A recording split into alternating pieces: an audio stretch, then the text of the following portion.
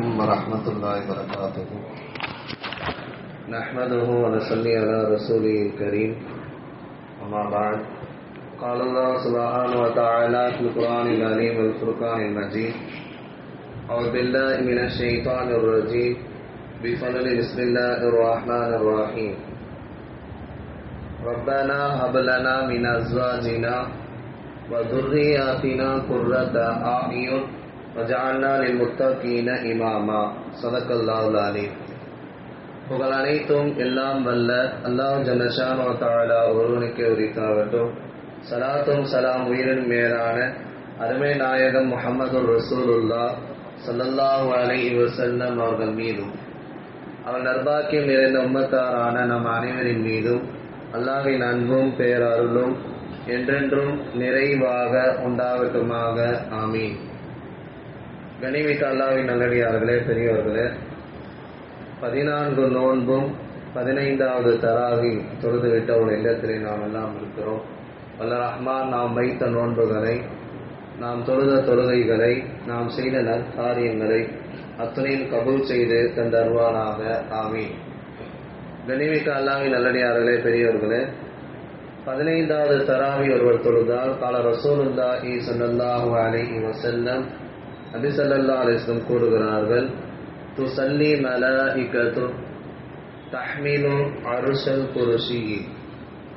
அர்ஷ் குர்சியை சுமக்கக்கூடிய மலக்குமார்கள் அவருக்காக பாவ மன்னிப்பை தேடுகிறார்கள். பொதுவாக அல்லாஹ்வுடைய சிம்மாசனம் அர்ஷ், 8 மலக்கு அந்த அர்ஷை சுமப்பார்கள். பொதுவாக மனிதன் துவா செய்வதை விட மலக்குமார்கள் துவா செய்வது உடனே கபூலாகும். காரணம், அவங்க தஸ்பீஹன் திக்ரன் துவாஅன் வ ஸலவாத்தன், அவங்க வேலையை அமல் செய்வது மட்டும்தான், அல்லாஹ்வை வணங்குவது மட்டும்தான். எனவே இன்றைக்கு தராவி தொழுகையுடைய சிறப்பு என்னன்னா, மலக்குமார்கள் நமக்காக துவா செய்கிறார்கள் என்று ஸல்லல்லாஹு அலைஹி வஸல்லம் சொல்லுகிறார்கள். அலியின் கர்ரமல்லாஹு வஜஹ இந்த ஹதீஸை அறிவிக்கிறார்கள். துர்ரத்துன் நாஸீன் என்கிற கிதாபில் இந்த பதிவை பார்க்கிறோம். அல்லாஹ் நம்முடைய எல்லா பாவங்களையும் மன்னித்து மனிதர்களின் புனிதர்களாக ஆக்குவானாக. அல்ஹம்துலில்லாஹ். இன்னைக்கு ஒரு 1.25 ஜுஸு ஓதப்பட்டது. 18 ஜுஸு நிறைவு செய்யப்பட்டிருக்கிறது. அல்லாஹ் கபூல் செய்வானாக. சூரத்துல் நூர், பேர் ஒளி என்பதாக ஒரு அத்தியாயம். அதிலே பெண்களுக்கு குறித்து நிறைய சட்ட திட்டங்கள் அல்லாஹ் சொல்லிக் கொண்டே வந்தான். ஒழுக்கங்களை குறித்து சொன்னான். நிறைய செய்திகள் பெண்களுக்கு, ஆண்களுக்கு சாப்பிடுவது குறித்து, சலாம் சொல்வது குறித்து நிறைய விஷயங்கள் அதில் பேசப்பட்டே வந்தது. இன்னைக்கு ஓதனாங்க. அதே போன்று அடுத்த அத்தியாயம் சூரத்துல் ஃபுர்கான், பிரித்து அறிவித்தல். நன்மை தீமை அல்லாஹ் பிரித்து அறிவிப்பான். அதிலே அவனுடைய குதிரத்து சம்பந்தமாக பேசப்பட்டு வந்தது. நல்லடியார்கள் குறித்து பேசப்பட்டு வந்தது. 3வது அத்தியாயம் சூரத்து ஷுஆரா, கவிஞர்கள் என்கிற ஒரு அத்தியாயம். அதிலே பல்வேறு நபிமார்கள் குறித்து பேசப்பட்டு வந்தது. ஒரே மாதிரி வரும். 12வது ஜுஸ்ல வந்ததும் 19வது ஜுஸ்ல வருது, 18வது ஜுஸ்ல வருது. கடைசியில கிட்டத்தட்ட ஒரே மாதிரி வரனால முத்தஷாபியான ஆயத்தை சொல்லுவாங்க. ஆப்சாங்களுக்கு கொஞ்சம் சிரமமா இருக்கும். ஒரே மாதிரி நூருல் அமீன், பத்தகுல்லா வாதீன் இன் அஜ்ரிய இல்லா அப்படின்னு ஒரே மாதிரி கிட்டத்தட்ட ஒரு நபிமார் வரலாறு அல்லாஹ் சொல்வான். அப்புறம் அல்லாஹ்வுக்கு பயப்படுங்க, எனக்கு கட்டுப்படுங்க, நான் உங்கள்கிட்ட கூலியை கேட்கல, அல்லாஹ் என்னை சிறப்புப்படுத்தி வைப்பான் அப்படி ஒவ்வொரு நபிமாரும் சொல்லிக் கொண்டே வருவாங்க. ஷுஐப் அலைஹிஸ்ஸலாம், லூத் அலைஹிஸ்ஸலாம், நூ அலைஹிஸ்ஸலாம், மூசா அலை, எல்லா நபிமாரும் குறித்து அல்லாஹ் லைட்டா டச்சப் பண்ணிட்டே வந்தான். அதற்கு இறுதியாக நமில் என்கிற ஒரு அத்தியாயம், எறும்பு என்கிற ஒரு அத்தியாயம் ஆரம்பிக்கப்பட்டு கொண்டிருக்கிறது. அல்லாஹ் கபூல் செய்வானாக. அதில் சூரத்துல் ஃபுர்கான்ல கடைசி அத்தியாயங்கள்ல நமக்கான செய்தி இருக்கிறது. அர் ரஹ்மானுடைய நல்லடியார்கள் அவங்க எப்படி இருப்பாங்க அப்படின்னு சொல்லி அல்லாஹ் சொல்றான். அர் ரஹ்மானுடைய அல்லாஹ்வுடைய நல்லடியார்கள், இறையச்சமுடையவர்கள் எப்படி இருப்பாங்க? அல்லாஹ் வரிசையா ஒரு 14 விஷயம் சொல்லிக் கொண்டே வருவான். அவர்கள் பூமியிலே பணிவாக நடப்பார்கள். அவர்கள் அறிவியினர்கள் யாராவது துன்புறுத்தினால் சலாம் சொல்லி விலகிக் கொள்வார்கள். நரகத்தை விட்டு பாதுகாப்பு தேடுவார்கள். கஞ்சத்தனம் செய்ய மாட்டார்கள். நடுநிலையாக செலவு செய்வார்கள். ஷிர்க், அல்லாஹ்வுக்கு இணை வைக்க மாட்டார்கள். ஜினா செய்ய மாட்டார்கள். கொலை செய்ய மாட்டார்கள். தௌபா செய்வார்கள். பொய் சத்தியம் செய்ய மாட்டார்கள். பொய் சாட்சி கூற மாட்டார்கள். இப்படி நிறைய விஷயங்களை அல்லாஹ் அடுக்கிக் கொண்டே வந்து இங்க நமக்கான செய்தி என்னன்னா, ரப்பனா ஹப்லனா மின் அஸ்வாஜினா வ துர்ரியாத்தினா குர்ரத அயுன், யா அல்லாஹ் எங்களுடைய மனைவிமார்களை, எங்களுடைய சந்ததிகளை எங்களுக்கு கண் குளிர்ச்சியாக நீ ஆக்குவாயாக என்பதாக ஒரு அருமையான அத்தியாயத்தை அல்லாஹ் நமக்கு சொல்லித் தருகிறான். ஒரு அருமையான துவாவும் கூட. கண் குளிர்ச்சி என்பது ஒரு பெற்றோர் தங்கள் பிள்ளைகள் மீது வைக்கக்கூடிய குளிர்ச்சியாக இருக்க வேண்டும். ஒரு கணவன் தங்களுடைய மனைவி இடத்தில், ஒரு மனைவி தங்கள் கணவனிடத்தில் குளிர்ச்சியாக, கண் குளிர்ச்சியாக நடப்பது என்பது குறித்தெல்லாம் இந்த துவாவிலே நல்லோர்கள், இறையச்சவாதிகளை குறித்து அல்லாஹ் பேசிக்கொண்டே வருவான். கடைசியில் வஜஅல்னா லில் முத்தகீன இமாமா, நல்லோர்களுக்கு நீ முன்னோடியாக எங்களை ஆக்குவாயாக.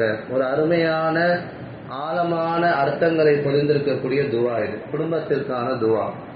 கண் குளிர்ச்சி பொதுவா ஒரு கணவன் மனைவி எப்படி அன்பு பாசத்தோடு நடக்கிறாங்களோ, ஷரியத் முறைப்படி நடக்கிறாங்களோ, அவங்களுடைய கடமைகளை உரிமைகளை பேணி நடக்கிறாங்களோ, அப்போது அந்த இடத்துல கண் குளிர்ச்சி வெளிப்படும். ஒரு பெற்றோர் பிள்ளைகளுக்காக அவர்கள் ஆற்ற வேண்டிய கடமைகளை சரியாக செய்வது, ஒரு பிள்ளைகள் தங்கள் பெற்றோர்களுக்காக ஆற்ற வேண்டிய கடமைகள் உரிமைகளை சரியாக செய்தால் அது கண் குளிர்ச்சியாக வரும், கண் குளிர்ச்சியாக இருக்கும். கண் குளிர்ச்சியா இருப்பது என்று கண் மட்டும் குளிர்ச்சியாவதல்ல, உள்ளமும் சேர்ந்து குளிர்ச்சியாகும் என்பதாக நாம் பார்க்கிறோம். அதன் அடிப்படையில் அல்லாஹ் 5 இடத்தில் கண் குளிர்ச்சியை குறித்து பேசுகிறான். முதல் செய்தி, எங்களுடைய மனைவிமார்களையும் பிள்ளைகளையும் எங்களுக்கு நீ கண் குளிர்ச்சியாக ஆக்குவாயாக. இது முதல் செய்தி. 2வது செய்தி, தஹஜ்ஜத்தை யார் பேணிக்கையாக தொழுகிறார்களோ, இரவு நேரத்திலே எழுந்து தங்களுடைய விழாப்புறங்களை விலக்கி எல்லா மக்களும் தூங்கிக் கொண்டு இருக்கிற அந்த நடுநிசையில் அல்லாஹ்வுக்காக தொழுகக்கூடிய அந்த அடியாருக்கு அல்லாஹ் மறைவான ஒரு சிறந்த கண் குளிர்ச்சியான கூலியை வைத்திருக்கிறான். அது தஃசீர்ல விளக்கம் பார்க்கிற பொழுது, நாளை அந்த அடியார்கள் அல்லாஹ்விடத்திலே பேசுவார்கள், உரையாடுவார்கள், அல்லாஹ்வை நேருக்கு நேர் பார்ப்பார்கள் என்பது குறித்தெல்லாம் அவருடைய விளக்கங்களில் வருது. 3வது செய்தி, மூசா அலைஹிஸ்ஸலாம் அவர்களை குறித்து வரும். மூசா அலைஹிஸ்ஸலாம் தாயார் தங்களுடைய பிள்ளையை பெற்றெடுத்து, மூசா அலைஹிஸ்ஸலாம் பெற்றெடுத்து ஒரு ஆத்துல போட்டுருவாங்க.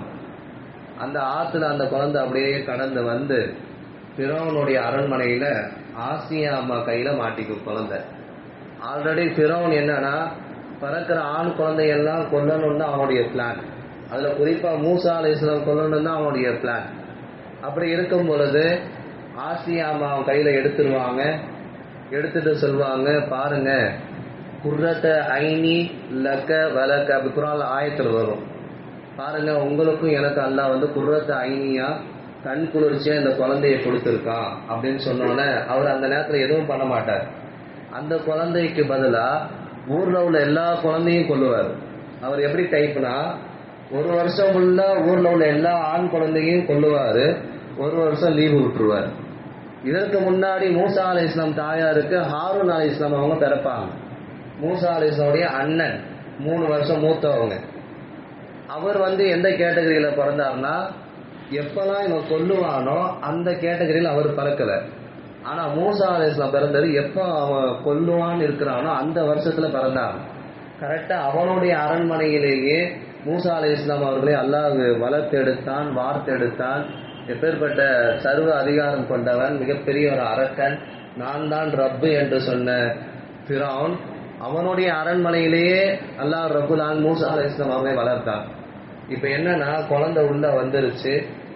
ஆசியா அம்மா சொல்றாங்க, உங்களுக்கும் எனக்கு கண் குளிர்ச்சி அல்லாஹ் அந்த குழந்தையை கொடுத்துருக்கான் அப்படின்னு சொன்னோன்னா அந்த குழந்தையை கொல்லல, ஊர்ல உள்ள எல்லா குழந்தையும் கொண்டுகிட்டு இருந்தார். இப்ப அந்த குழந்தைக்கு பால் கொடுக்கணும். எத்தனையோ செவிலி தாய்மார்கள்லாம் உள்ள கொண்டு வந்து பால் கொடுக்குறாங்க, அந்த குழந்தை குடிக்க மாட்டேங்குச்சு. அப்ப அங்க வேலை செய்யக்கூடிய பணியால் இருக்கக்கூடிய அந்த பெண், எனக்கு ஒரு தாயார் தெரியும், அந்த மாதிரி நல்லா பால் கொடுக்கும், அவங்கள கூட்டு வரேன்ட்டு மூசா அலைஹிஸ்ஸலாம் தாயார் வெளியே இருக்காங்க, அந்த பெண்மணியை உள்ள கூட்டு வருவாங்க. இதெல்லாம் ஒரு ஏற்பாடு, அல்லாஹ்வுடைய ஏற்பாடு. குர்ஆன்ல அப்படியே அல்லாஹ் பேசிக்கொண்டே வருகிறார். கடைசியில மூசா அலைஹிஸ்ஸலாம் தாயாரே வந்து தன்னுடைய பிள்ளையை எடுத்து பால் கொடுப்பாங்க. கை தகர்ற ஐநுஹா, தன்னுடைய மடியில் வளர்த்த பிள்ளையை தானே பால் கொடுக்க அல்லாஹ் ஏற்பாடு செய்தானே, அது எனக்கு கண் குளிர்ச்சியா இருந்தது அப்படின்னு சொல்லுவாங்க. அப்போ மனைவி மக்கள் பிள்ளைகள் மூலயமா கண் குளிர்ச்சி ஏற்படுது.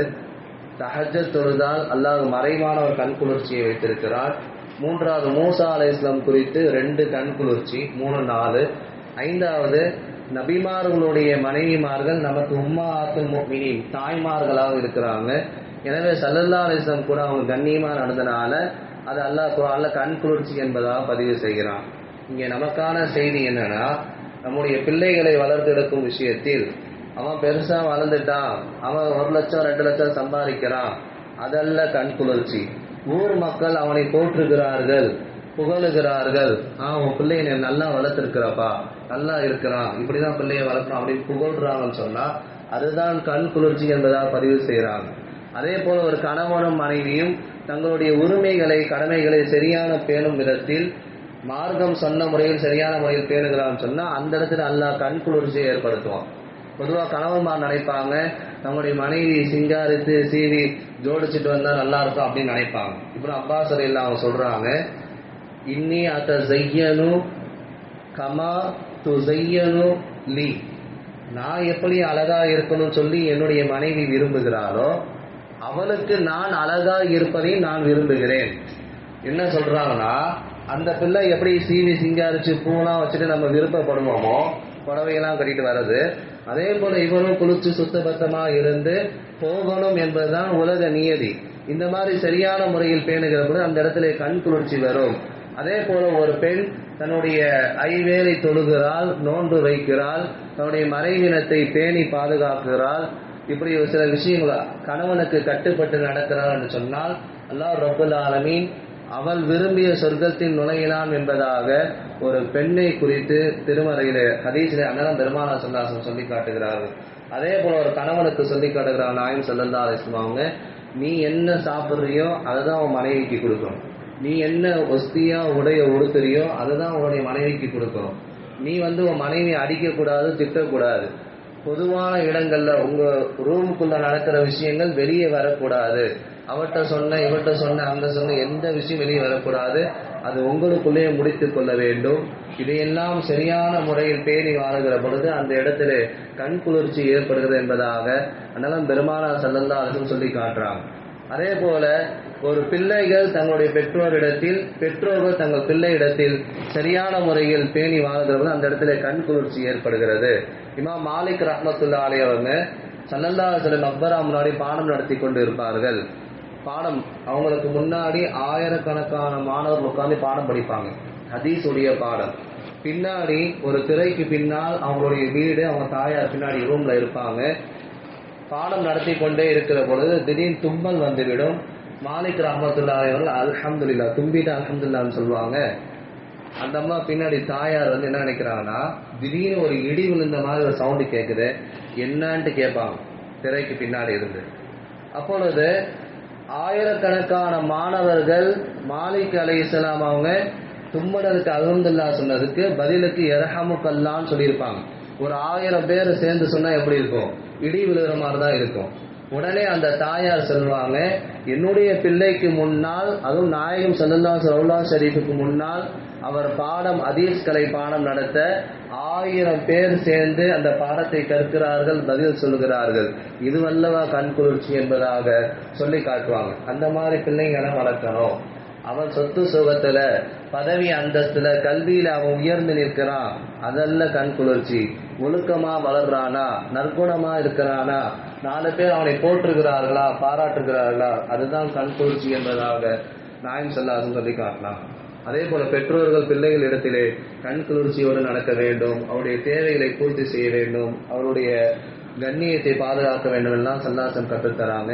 எனவே நாம் இறுதியாக அந்த துவாவை, ரப்பனா ஹப்லனா மின் அஸ்வாஜினா வ துர்ரியாத்தினா குர்ரத்த அயுன், யா அல்லாஹ் எங்களுடைய மனைவி மக்களை, எங்களுடைய சந்ததிகளை நீ எங்களுக்கு கண் குளிர்ச்சியாக ஆக்குவாயாக என்கிற துவாவை அதிகம் ஓதி கண் குளிர்ச்சிகளை பெறக்கூடிய நன்மக்களாக அல்லாஹ் நம்மை அனைவரையும் ஆக்கி அல்வானாக. ஆமீன். வாஃபிரு தஅவானா அல்ஹம்துலில்லாஹி ரப்பில் ஆலமீன். நோன்பு வைக்கும் நியத், நவைத்து ஸௌமகதின் அன் அதாஇ ஃபர்லி ரமலானி அஹாதி சனதி இல்லாஹி தஆலா.